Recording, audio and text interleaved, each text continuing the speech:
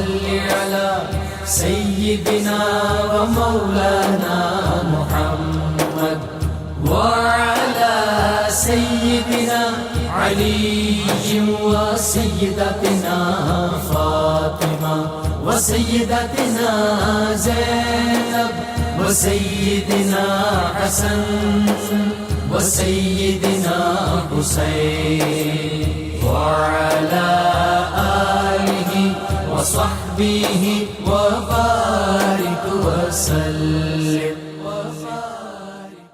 اللهم صل على سيدنا ومولانا محمد صاحب التاج والمعراج والبراق والعلم دافع البلاء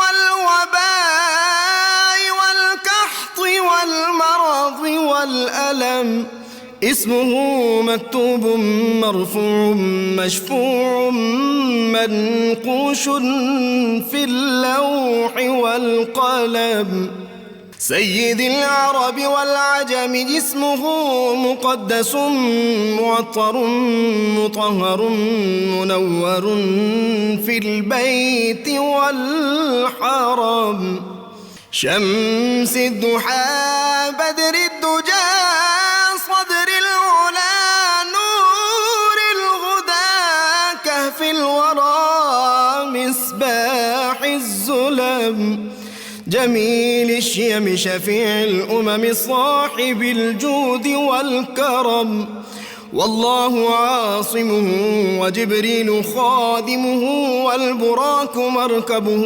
والمعراج سفره وفوق سدرة المنتهى مقامه وقاب قوسين مطلوبه والمطلوب مقصوده والمقصود موجود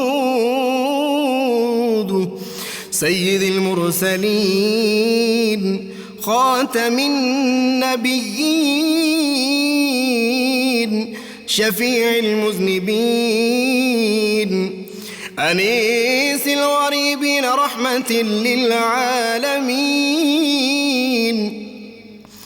راحة العاشقين مراد المشتاقين شمس العارفين سراج السالكين مصباح المقربين محب الفقراء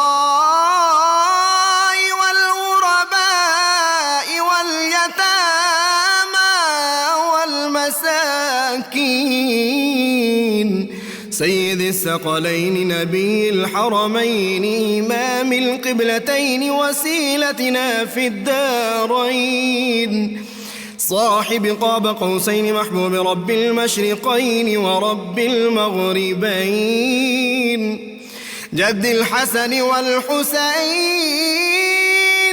مولانا ومولى الثقلين سيدنا أبي القاسم محمد بن عبد الله نور من نور الله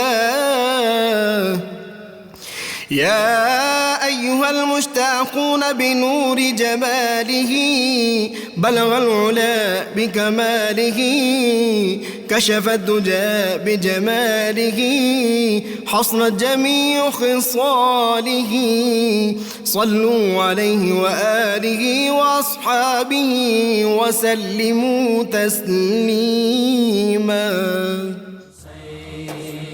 وعلى آله وصحبه وبارك وسلم. बिस्मिल्लाहिर्रहमानिर्रहीम। अस्सलाम वालेकुम नाज़रीन, प्रोग्राम सुबह नूर के साथ आपका मेज़बान नज़ीर अहमद गाज़ी हाज़िर है।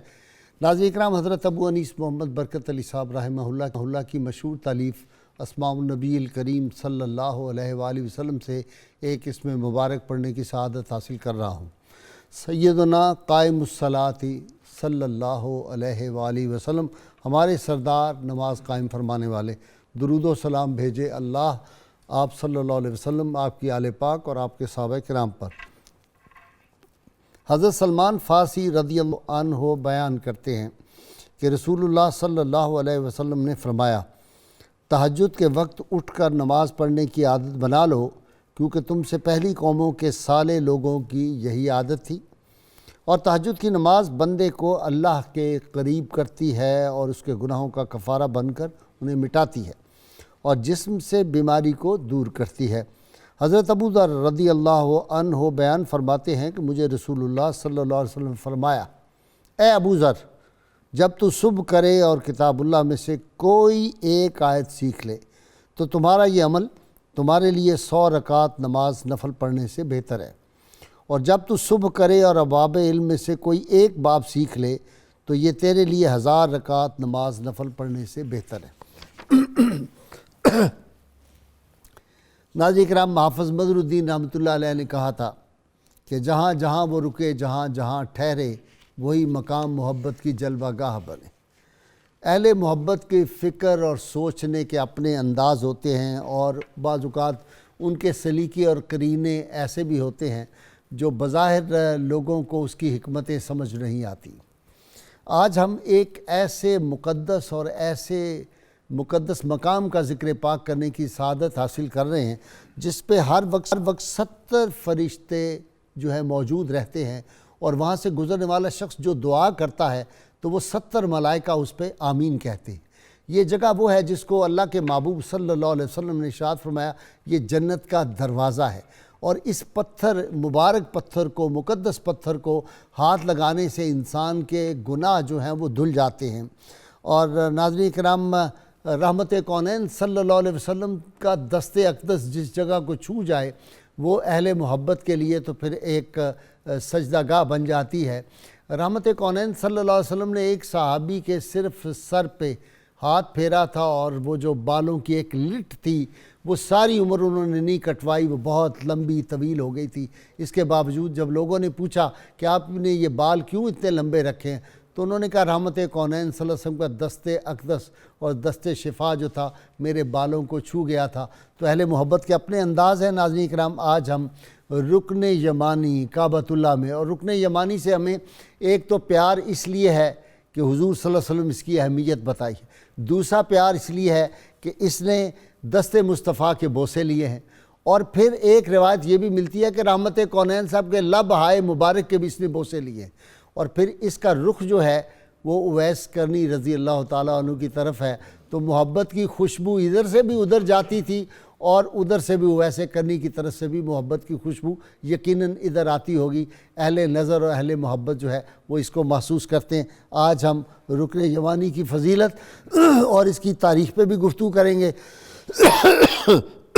اور دوسرا ناظرین کرام، ہم سیکنڈ ہاف میں فقیہ اعظم حضرت مولانا نور اللہ نعیمی بصیر پوری رحمۃ اللہ علیہ عظیم فقیہ تھے، ان کے حوالے سے، ان کی زندگی کے، ان کی حیات کے پہلوؤں سے، ان کا فقہی جو مقام تھا اور ان کی خدمات دین اسلام کے لیے، پاکستان میں ان کی خدمات مختلف مواقع پر دین اسلام کے لیے، اور محبت رسول صلی اللہ علیہ وسلم دلوں گزین کرنے کے لیے ان کی کیا خدمات ہیں، ان کا عرس پاک بھی شروع ہو رہا ہے چند دن بعد، ان پہ بھی گفتگو کرنے کے لیے پھر ہم اس پہ گفتگو کریں گے۔ اللہم صلی علی سیدنا و مولانا محمد وعلی سیدنا علی و سیدتنا فاطمہ و سیدتنا زینب و سیدنا حسن و سیدنا حسین وعلی آلہ و صحبہ و بارک وسلم۔ اللہم صلی علی سیدنا و مولانا محمد وعلی سیدنا علی و سیدتنا فاطمہ و سیدتنا زینب و سیدنا حسن و سیدنا حسین وعلی آلہ و وصحبه وبارك وسلم. جی نوری صاحب رکن یمانی. جی بسم اللہ الرحمن الرحیم. اللہم صلی علی سیدنا محمد وآلہ وصحبہ وبارک وسلم علیہ. غیر صاحب میں قرآن مجید فرقان حمید کی آیہ مقدسہ سے اپنی گفتگو شروع کروں گا. سورہ آل عمران، اللہ رب العالمین نے سورہ آل عمران میں ارشاد فرمایا ان اول بیت وضع للناس للذی ببکۃ مبارکا وہدی للعالمین فیہ آیات بینات مقام ابراہیم. جب اللہ نے سب سے پہلا گھر ہدایت کا، اللہ کی برکتوں اور رحمتوں کا، دنیا کے بت قدوں میں پہلا وہ گھر خدا کا، ہم اس کے پاسباں ہیں، یہ پاسباں ہمارا، یہ پاسباں یہ پاسباں ہمارا.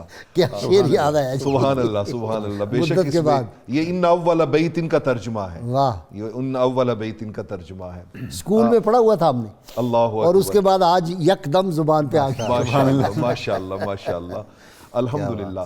غیر صاحب اللہ رب العالمین نے ارشاد فرمایا کہ جہاں اس گھر کی قدر و منزلت ہے، 120 رحمتیں ہر وقت وہاں پہ نازل ہوتی رہتی ہیں، جن میں سے 60 جو ہیں وہ طواف کرنے والوں کے حصے میں آتی ہیں، اور اس میں سے 40 جو ہیں وہ نماز پڑھنے والوں کے حصے میں آتی ہیں، اور 20 اللہ کی رحمتیں جو ہیں وہ فقط اس گھر کو تکنے والوں کے حصے میں آتی ہیں، جو اس کی زیارت کرتے رہتے ہیں.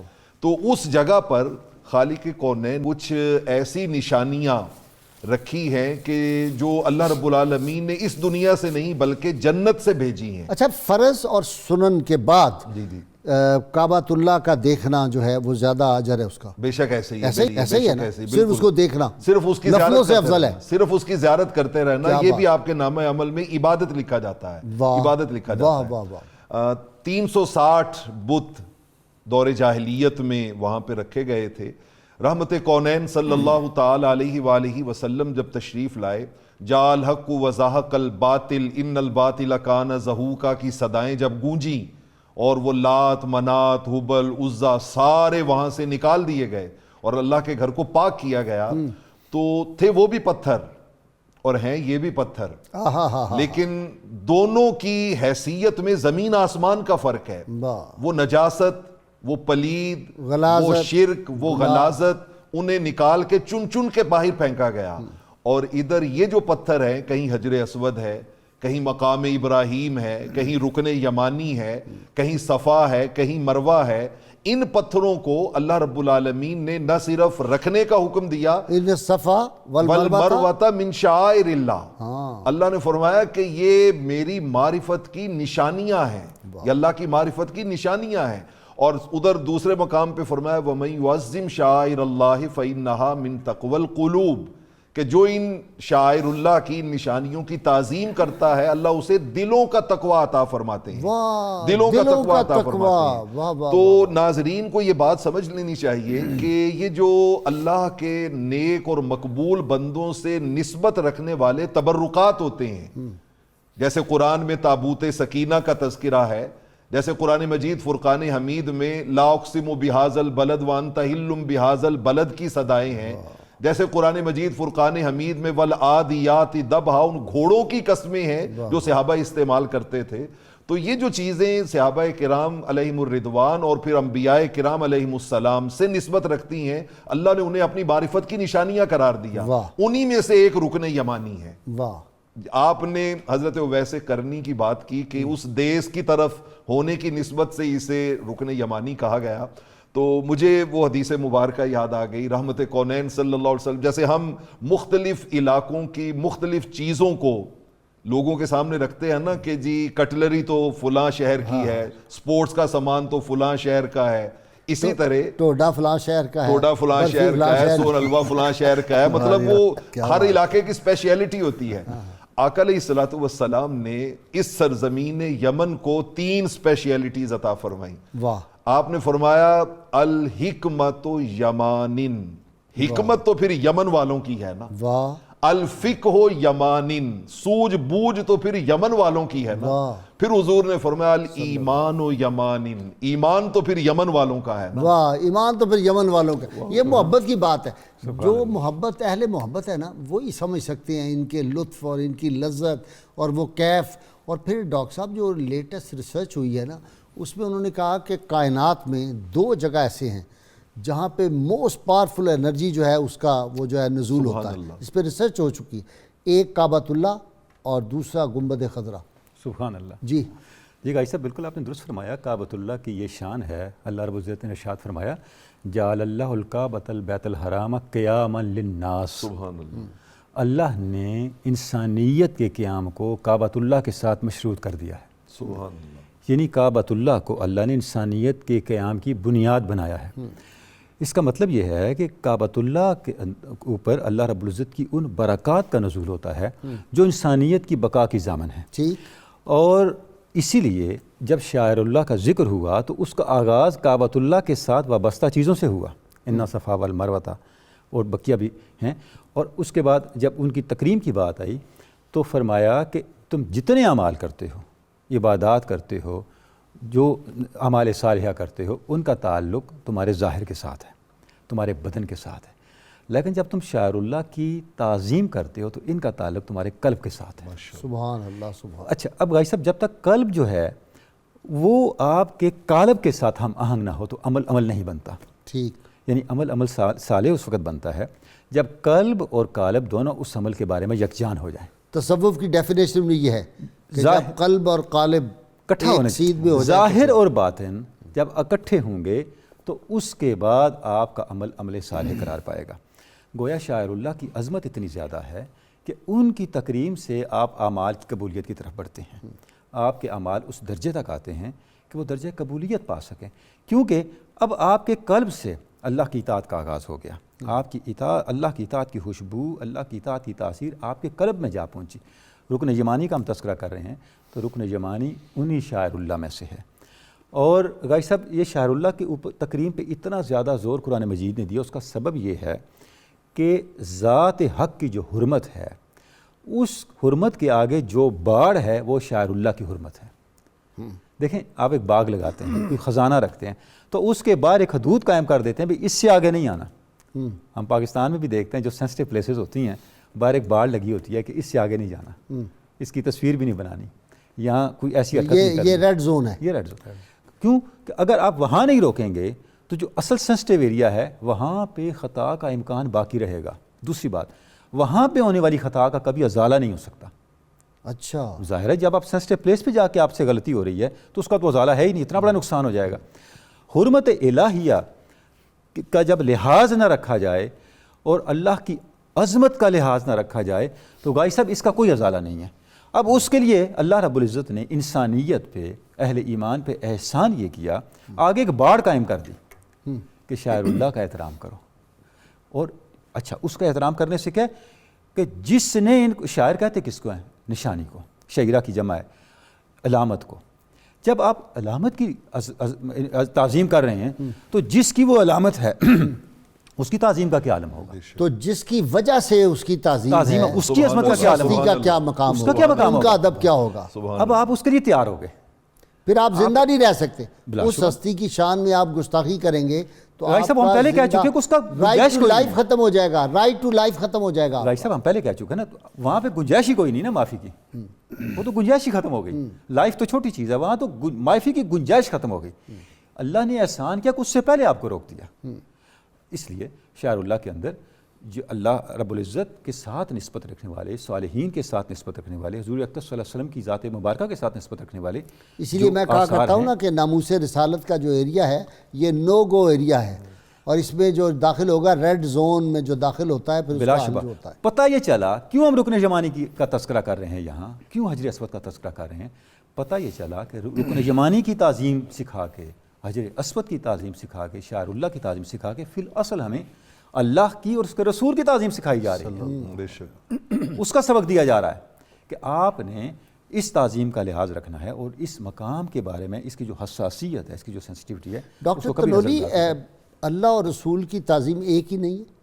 غازی صاحب بالکل ایک ہے. رسول اللہ کی جو تعظیم کرے گا وہی اللہ کی بھی تعظیم کرے گا, اور اللہ کی تعظیم ہو نہیں سکتی اگر رسول اللہ کی دیکھیں تعظیم. بالکل ایسے ہی ہے.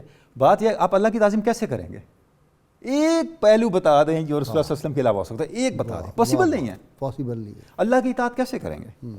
ذات رسالت مآب کی اطاعت کرتے جائیں, اللہ کی اطاعت ہوتی جائے گی. آپ صلی اللہ علیہ وسلم کی تکریم کرتے جائیں. قرآن مجید کیا ہے؟ آپ صلی اللہ علیہ وسلم پہ اترنے والا کلام ہے. آپ صلی اللہ علیہ وسلم نے فرمایا نا, یعنی جب آپ قرآن مجید کلام اللہ ہے, آپ اس کی عظمت اور اس کی تکریم کرتے ہیں تو آغاز کہاں سے کرتے ہیں کہ آپ صلی اللہ علیہ وسلم نے فرمایا یہ قرآن ہے. واہ, کل هو اللہ احد. آغاز ہی یہاں سے کرتے ہیں. رکن یمانی کی. بسم اللہ الرحمن الرحیم. غازی صاحب, جس طرح محترم حافظ اعظم نوری صاحب نے فرمایا کہ کائنات میں تو بہت ساری چیزیں موجود ہیں اور وہاں پر بھی احجار تھے, پتھر تھے, لیکن اللہ رب العزت کی طرف سے کسی چیز کو شرف دے دینا یہ گویا کہ اللہ رب العزت کی احکم الحاکمین کی حاکمیت کو تسلیم کرنا ہے, کہ جو اللہ رب العزت نے کسی چیز کے بارے میں جو شرف اس کو عطا کر دیا تو گویا کہ اس کو وہ شرف دینا وہ رب کی اطاعت اور اس کی حاکمیت کو تسلیم کرنا ہے. اس طرح مزاب رحمت کا کوئی نہیں ذکر آیا بیچ میں. جی پروفیسر صاحب نے نہیں اور ڈاکٹر صاحب بھی چھوڑ گیا. مزاب رحمت. جی جی بالکل. مزاب رحمت. حضور مزاب رحمت کعبۃ اللہ کے شاعر اللہ میں سے وہ شاعر ہے, وہ شاعرہ ہے جس کی شان یہ ہے, باقی سارے موجود ہیں, یہ جاری ہے. بے شک یہ جاری شاعر اللہ میں سے, اس کا فیضان جو ہے وہ رواں دواں ہے. نہیں, وہ سب کا ہی رواں دواں ہے. فیض سب کا, جتنے شاعر ہیں سب کا فیض. دیکھیں اس کا ایک امتیاز ہے, جو امتیاز آپ کو یعنی جس طرف آپ اشارہ فرق فرما صرف رہے ہیں اتنا ہے وہ اہل نظر کو اور اہل دل کو نظر آتا ہے, یا عام انسان کو بھی نظر آتا ہے. بھائی یوں کہ بدرجہ اولا یہ عوامی. جی حضرت ابن عباس رضی اللہ تعالیٰ عنہ فرماتے ہیں کہ جب سے اللہ رب العزت نے زمین اور آسمان کو پیدا کیا تب سے رکن یمانی کے اوپر ایک فرشتہ مقرر کر دیا جو وہاں آنے والے ہر آدمی کی دعا کے اوپر آمین کہتا ہے. صحیح. اسی طرح سے رکن یمانی کی فضیلت کے اوپر ابن ماجہ نے فضائل مکہ کے اندر بیان کیا کہ حضرت عطا بن رباح سے جب طواف کے دوران رکن یمانی کے بارے میں پوچھا گیا تو انہوں نے یہ بیان کیا کہ مجھے حضرت ابو ہریرہ رضی اللہ تعالیٰ عنہ نے یہ روایت بیان کی کہ رسول اللہ صلی اللہ علیہ وآلہ وسلم نے رکن یمانی کے بارے میں یہ فرمایا کہ وکل بہ 70 ملکن, جو آپ نے اپنے انٹرو کے اندر بیان کیا کہ وکل بہ 70 ملکن فمن قال اللہم انی اسألک العفو والعافیۃ ربنا آتنا فی الدنیا حسنہ وفی الآخرۃ حسنہ قالوا آمین. کہ جب اس جگہ کے اوپر اللہ رب العزت نے 70 فرشتے مقرر کر دیے ہیں, اور جب کوئی شخص یہاں سے گزرتا ہے اور وہ یہ دعا مانگتا ہے کہ اے اللہ رب العزت مجھے دنیا اور آخرت میں ہر جگہ معاف فرمانا اور میری دنیا کو بھی اچھا کر دینا, میری آخرت کو بھی اچھا کر دینا, تو یہ فرشتے سارے کے سارے اس شخص کی اس دعا کے اوپر آمین کہتے ہیں. اچھا جی نوری صاحب, اللہ تعالیٰ نے حجر اسود ہو یا یہ ہو ان کی حفاظت کا بھی بڑا اہتمام کیا. بالکل ایسے ہی دیکھیں نا, صدیاں گزر گئی ہیں, بڑے بڑے لوگوں نے کوشش کی اور حجر اسود کو اٹھا کے لے جانے کی کوشش بھی کی, اونٹ بھی مر گئے راستے میں, سارا کچھ ہوا, اللہ تعالیٰ نے حفاظت کی پھر واپس آ گیا. بالکل ایسے ہی ہے. یہ تو اللہ رب العالمین کی طرف سے وہ جو گارنٹیز ہیں, انا نحن نزلنا الذکر و انا لہ لحافظون, اور واللہ یعصمک من الناس, جو اللہ نے فرمایا کہ محبوب اللہ آپ کو لوگوں سے بچائے گا, تو آپ سے نسبت رکھنے والی چیزوں کو بھی اللہ وہی حفاظت عطا فرماتے ہیں. رکن یمانی میں عوام الناس کے لیے چاہوں گا کہ جو ہمارے عام اردو فہم ناظرین ہیں وہ ذرا اس کے اوپر ان کے لیے آسانی ہو جائے کہ اللہ کے گھر کے جو 4 کونے ہیں ان کو رکن کہا جاتا ہے. تو ان کے الگ الگ, جی جہاں حجر اسود ہے اسے رکن اسود کہتے ہیں, پھر اسی طرح رکن شامی ہے, رکن عراقی ہے, اور رکن یمانی ہے. تو یہ جو 4 سائیڈز ہیں ہم اس کے اوپر بحث کر رہے ہیں. یہاں پر میں یہ چوتھا بنتا ہے, یہ چوتھا ہے. اور یہ جو رکن یمانی اور رکن اسود ہے اس کے درمیان کی جو جگہ ہے یہ بڑی خاص ہے. آقا علیہ الصلوۃ والسلام نے 13 سال مکہ معظمہ میں جو گزارے ہیں تو آپ نے جتنی نمازیں ادا کی ہیں وہ انہی دونوں کے درمیان, آپ کا مصلی رکن یمانی کے پاس ہوتا تھا, اور اس کا سبب یہ تھا کہ ادھر دونوں قبلے سامنے آ جاتے تھے, یعنی بیت اللہ شریف بھی ادھر تھا اور بیت المقدس بھی اسی سائیڈ پہ تھا, تو آپ اکثر اس سائیڈ پہ اپنا مصلی ڈال کے نماز پڑھا کرتے تھے. تو مجھے یہاں پر رکن یمانی کے حوالے سے ایک بات یاد آ گئی. امام ازرقی, ابو القاسم ازرقی انہوں نے ابو قاسم نہیں، امام ازرقی نے اخبار مکہ میں یہ روایت بیان کی ہے کہ رکن یمانی کے پاس 4 بڑے ہی جلیل القدر اصحاب بیٹھے ہوئے تھے. ایک ان میں حضرت عبداللہ ابن عمر رضی اللہ تعالیٰ عنہ تھے، ایک حضرت عبداللہ بن زبیر تھے، تیسرے حضرت مصعب بن زبیر، اور چوتھا عبد الملک بن مروان. یہ 4 آدمی بیٹھے ہوئے تھے.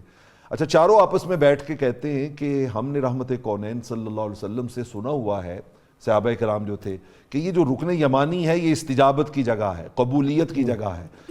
تو یہاں پر ہم میں سے ہر بندہ جا کے ایک ایک دعا مانگے، اور اس دعا کے بعد پھر ہم واچ کریں گے کہ وہ دعا قبول ہوئی ہے یا نہیں ہوئی. تو حضرت عبداللہ بن زبیر رضی اللہ تعالیٰ عنہ سب سے پہلے اٹھے، گئے اس کے پاس اور جا کے انہوں نے دعا مانگی کہ یا اللہ میں تیرے حضور میں سوال کرتا ہوں کہ مجھے حجاز کی بادشاہت اور یہاں کی سلطنت جو ہے وہ عطا کر دے. پھر حضرت مصعب بن عمیر شہادت کی بھی تو نہیں دعا کی تھی، وہی ہو گئی. ممکن ہے لیکن روایت میں وہ وہاں کی حجاز کی سلطنت کی انہوں نے دعا مانگی. بڑی دادی بھی بڑی دلیر، ماں بھی بڑی دلیر، خود بھی دلیر، والد دلیر، والد بہت.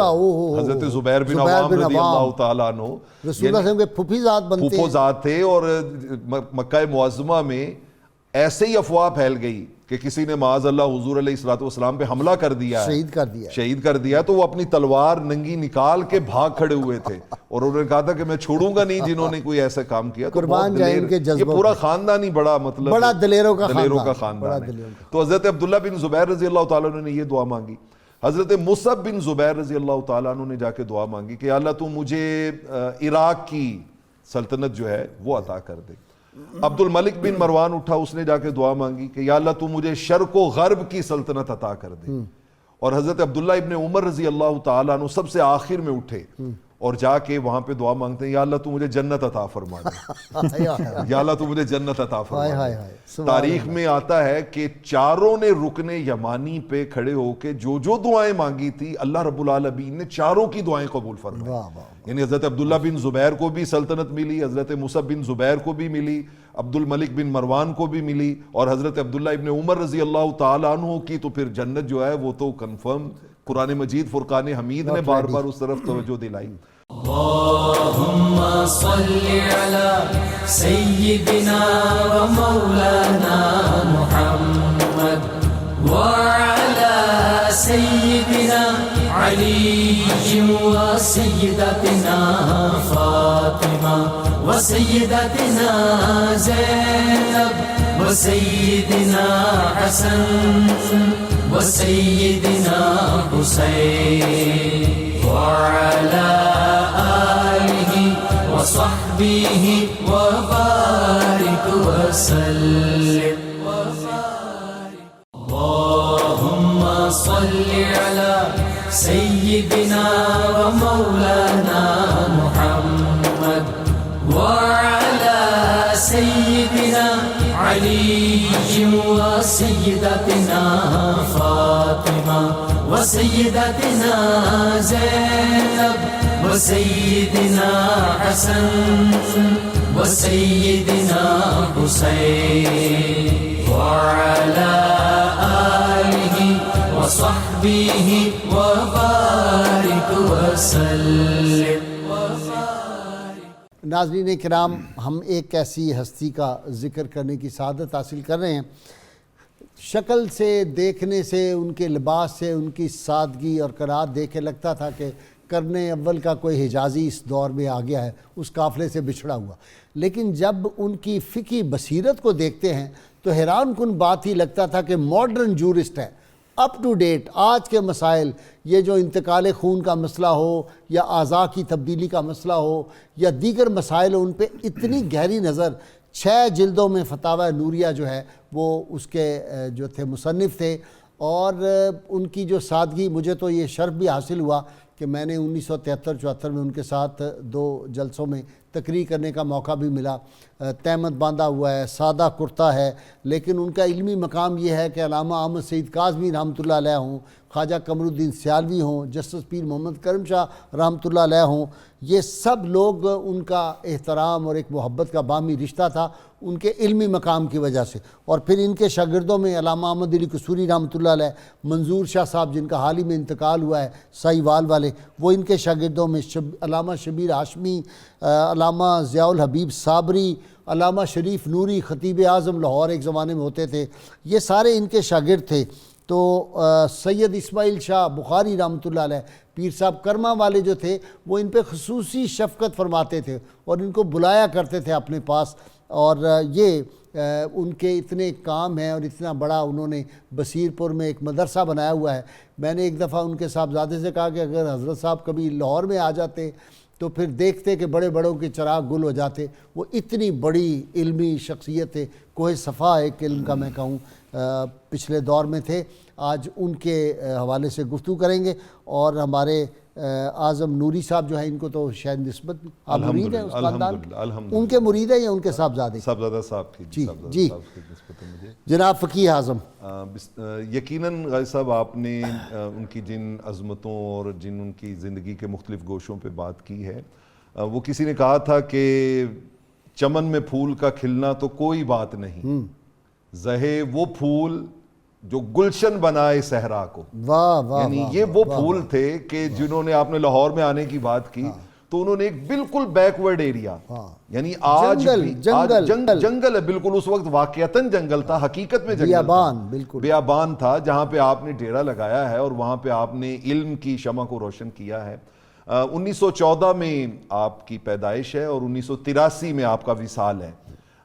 یہ پورا عرصہ آپ نے علم دین کی خدمت اس لیول پہ سر انجام دی ہے کہ پیر کرم شاہ صاحب ضیاء الامت رحمۃ اللہ تعالی علیہ، وہ آپ کے اس علمی تباہر، فقہی بصیرت اور آپ کے وہ جو درک تھا آپ کا علوم فقہیہ میں خاص طور پہ، اس کے بہت زیادہ مداح تھے، بہت زیادہ مداح تھے. اور وہ کہا کرتے تھے کہ دور حاضر میں ان کی ہمسری کا کوئی سوچ بھی نہیں سکتا، وہ کہا کرتے تھے. اور شیخ القرآن مولانا عبدالغفور ہزاروی رحمۃ اللہ تعالی علیہ، وہ کہا کرتے تھے کہ نور اللہ آیت من آیات اللہ. اچھا، وہ کہا کرتے تھے کہ مولانا نور اللہ نعیمی رحمہ اللہ محدث بصیر پوری جو ہیں، یہ اللہ کی نشانیوں میں سے ایک نشانی ہے. یہ شاگرد مولانا ابو الاسرات کے ہیں کہ ابو البرکات کے؟ یہ اپنا ابو البرکات جو تھے ان کے شاگرد تھے. اور اس سے بھی پہلے سید دیدار علی شاہ، سید ان کے والد کرام، ان کے رحمت اللہ تعالی علیہ، ان کے ساتھ بھی ان کا تلمس کا رشتہ جو ہے وہ قائم رہا. سید صاحب سے میری بڑی نشستیں رہیں، سید ابو البرکات رحمۃ اللہ علیہ سے،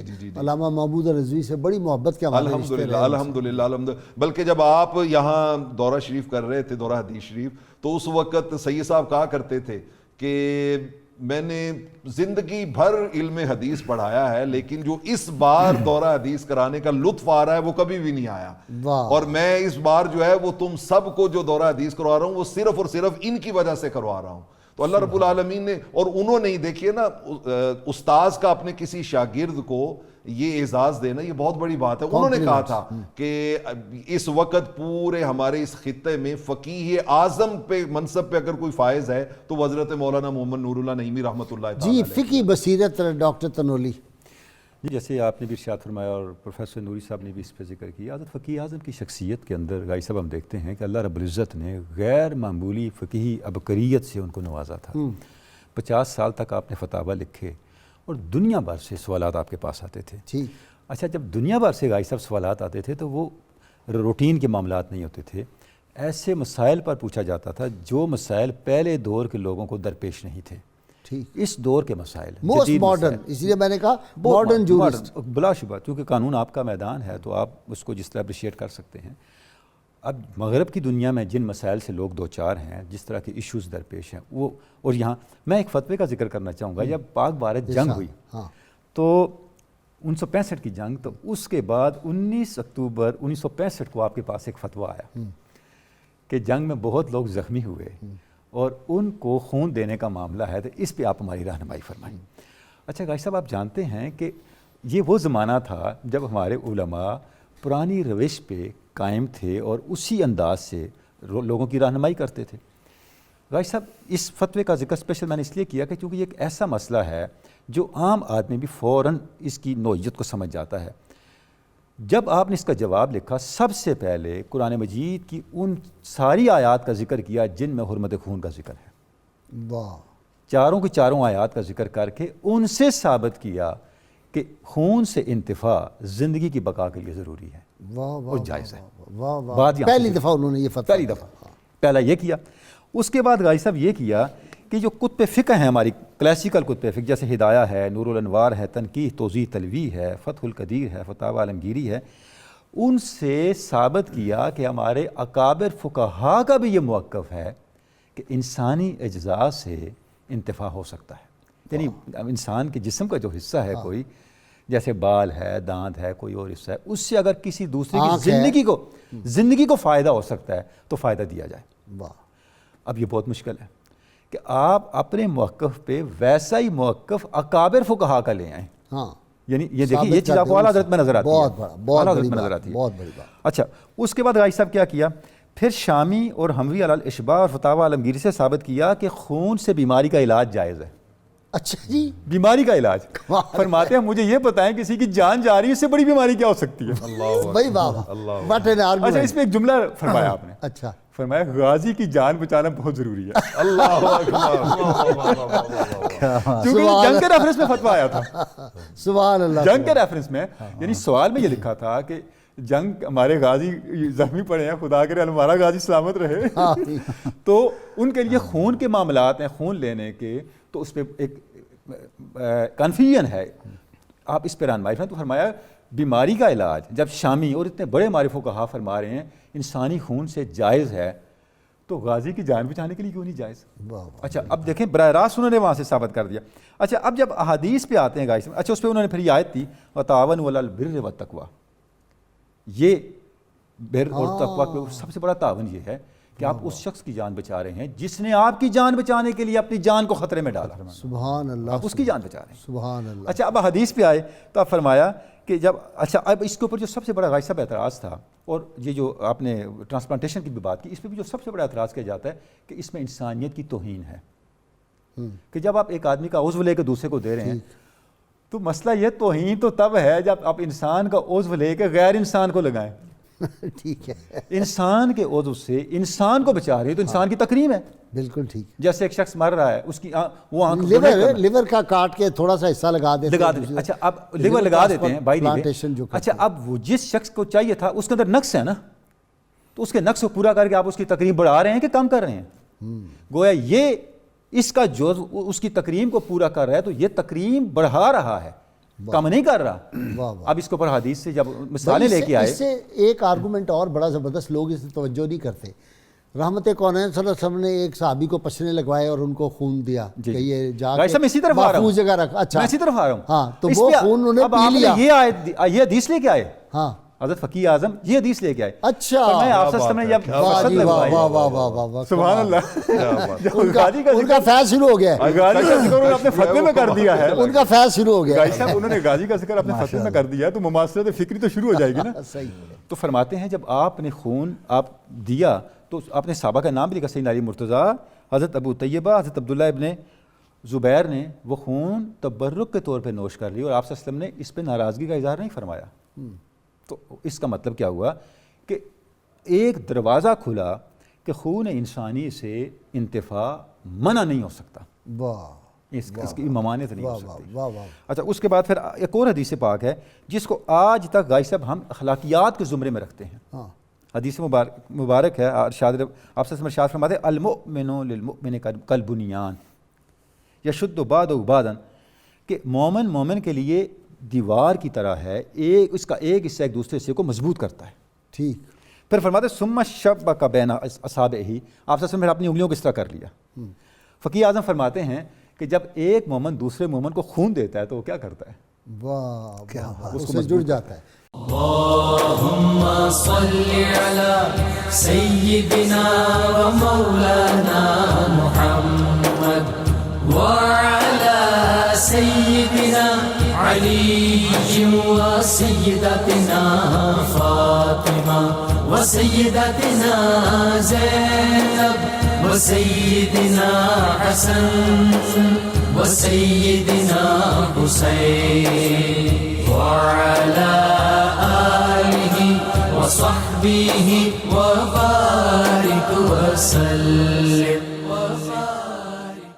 اللهم صل على سيدنا ومولانا محمد وعلى سيدنا علي وسيدتنا فاطمة وسيدتنا زينب وسيدنا حسن وسيدنا حسين وعلى آله وصحبه وبارك وسلم.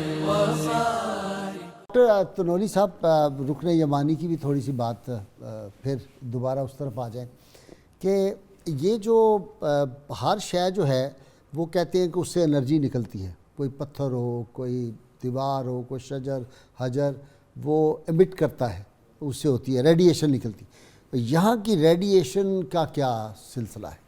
غازی صاحب دیکھیں، قرآن مجید کی بڑی واضح آیت مبارکہ ہے کہ کائنات کی ہر چیز اللہ کی تسبیح بیان کرتی ہے، آپ لوگ نہیں سمجھتے، اسی کو آپ ریڈیشن کہتے ہیں، جو بھی کہتے ہیں، فی الاصل تو اللہ کی تسبیح ہے. ٹھیک. جب اللہ کی تسبیح بیان کرتی ہے تو ہم چاروں بیٹھے ہیں تو چاروں ایک جیسا تو درجہ نہیں رکھتے، آپ جیسے نہیں ہیں، ٹھیک ہے. سارے یہ افضل ہیں. پروفیسر صاحب کو اللہ نے الگ یہ شان حافظ سے قرآن نوازا ہے. افضل ہے، ان کے بعد آپ کا درجہ آ جاتا ہے. تو غازی صاحب بغدادی صاحب کا آتا ہے، بغدادی صاحب سب سے ماشاءاللہ ان کی نسبت ہی دیکھیں، عین الحق نام پہ غور کریں، لیکن حافظ قرآن کے حافظ قرآن ہے. ماشاءاللہ. تو غازی صاحب عرض یہ ہے بعین ہی جب کوئی چیز بھی تسبیح کرتی ہے تو اس کے مرتبے کے لحاظ سے تسبیح ہے. اچھا. اب ایک گلی عام پہاڑ کا پتھر اور طرح سے تسبیح کرے گا، حجر اسود اور طرح سے تسبیح کرے گا، واہ واہ واہ واہ، رکن یمانی اور طرح سے تسبیح کرے گا. سبحان اللہ. کیوں تاثیرات مختلف ہوتی ہیں؟ ابھی آپ نے ایک جملہ ارشاد فرمایا تھا کہ کائنات میں سب سے زیادہ تجلیات بیت اللہ شریف پہ ہیں. اب دیکھیں جب بڑے بڑے صوفیاء جاتے اسپرچول تھے، انرجی. جب جاتے تھے وہاں تو ان کے اوراد و وظائف معطل ہو جاتے تھے، ہاں وہ پریشان ہو جاتے تھے. صحیح. جب وہ اپنے مشائخ سے بات کرتے تھے کہ یہ ہمارے ساتھ کیا ہوا، وہ تو مشائخ ان کو یہ بتاتے تھے یہ غلط نہیں ہوا، یہ ٹھیک ہوا ہے. کیسے ٹھیک ہوا؟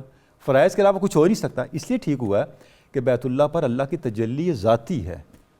ہاں وہ تجلی ذاتی بقیہ سب چیزوں کو معطل کر دیتی ہے. وہاں سب سے بڑی عبادت بیت اللہ کو دیکھنا ہے، واہ واہ واہ. کیونکہ اس کا بدل کوئی نہیں ہے. وہ میں نے کل بھی ایک پروگرام میں کہا تھا کہ محدب عدسہ ہوتا ہے نا، تو اس میں وہ سورج کے سبحان سامنے کر کے اور وہ کاغذ سامنے سبحان رکھتے تھے اللہ. تو اس میں آگ لگ تو غازی جاتی صاحب آپ ہر وہ عبادت تجلی ذات جب ڈائریکٹ کسی چیز پہ پڑے گی ایسا ہی ہے. تو تو وہ غازی پھر صاحب آپ طور والا معاملہ بھی یہی ہوا تھا. بقیہ معاملات بقیہ معاملات پوری دنیا میں کر سکتے ہیں سوائے بیت اللہ کی زیارت کے.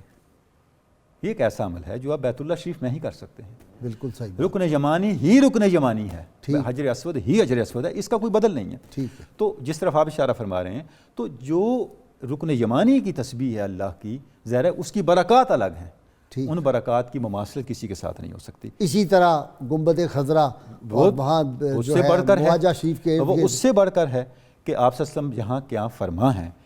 یہ جو زمین کا خطہ ہے یہ کائنات میں افضل ترین خطہ ہے، عرش اعظم سے عرش اعظم سے بھی افضل ترین اور یہ خطہ ہے. 70,000 جو صبح شام آتے ہیں یہ تو کوئی خاص ڈیوٹی پہ ہے نا، اس کے علاوہ تو وہاں شمار ہی نہیں ہو ویسے سکتا. بھی تو ہمیں سمجھانے کے لیے ہے نا، 70,000 اہل علم کے نزدیک انفینٹ کے لیے ہوتا ہے. اچھا یہ لامحدود، جہاں بھی 70 کا لفظ آیا نا، دیکھیں قرآن شریف میں ہے، یہ عرب کا محاورہ ہے. اب میں قرآن شریف سے ریفرنس دینا چاہوں گا.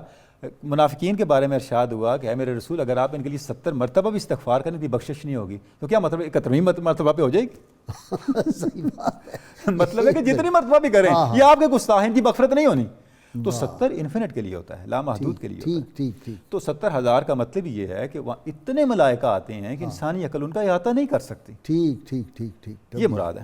ہاں تبھی ہر قدم پہ ہر کونے پہ مدینہ منورہ کے ملائکہ کا جو پہرا ہے سبحان اللہ سبحان اللہ. وہ پھر اس کی اچھا جی اسی طرح دیکھیں نا یہ جو ریڈیشن کی ہم بات کر رہے ہیں، احد بھی تو ریڈیٹ کرتا ہوگا نا کہ رسول اللہ صلی اللہ علیہ وسلم کے یہ ہم سے محبت کرتا ہے. ایسا ہی ہے. اس کی ریڈیشن کو سبحان حضور اللہ، سبحان اللہ. محسوس فرماتے تھے، دیکھتے تھے. اچھا غازی صاحب یہ بالکل ایسے ہی ہے جیسے انسانوں میں ہیں کچھ صاحبان ایمان ہیں، کچھ ایمان سے محروم ہیں. کئیوں کو دیکھ کے آپ کے اندر نفرت کا احساس پیدا ہوتا ہے، کئیوں کو دیکھ کے ویسے ہی دل کھینچا چلا جاتا ہے، حالانکہ کوئی ملاقات نہیں، کوئی رابطہ نہیں، کوئی تعلق نہیں. تو بعین ہی کائنات کی ہر چیز کے اندر یہ ایک اللہ رب العزت کی طرف سے ایک احساس اور یہ ایک وہ کیفیت موجود ہے کہ کبھی وہ آپ کو اٹریکٹ کرتی ہے، کبھی وہ آپ کو ریپیل کرتی ہے.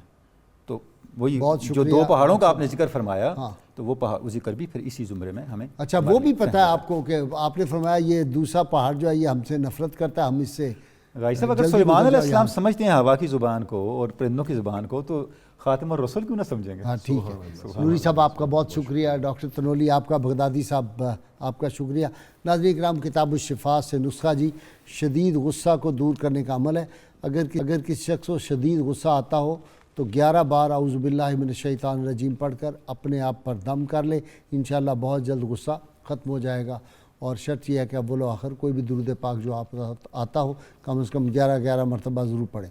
سیدنا ابو بکر صدیق خلیفہ اول رسول اللہ صلی اللہ علیہ وسلم کے رازدار مصطفیٰ، یار غار، یار مزار، ارشاد فرماتے ہیں جو قوم جہاد کو چھوڑ دیتی ہے اللہ تعالیٰ اس پر ذلت کو مسلط کر دیتا ہے، اور جس قوم میں برائی عام ہو جاتی ہے اللہ ان پر مصیبت کو لازم کر دیتا ہے. اللہم صلی علی سیدنا و مولانا محمد وعلی سیدنا علی و سیدتنا فاطمہ و سیدتنا زینب و سیدنا حسن و سیدنا حسین وعلى آله وصحبه وبارك وسلم.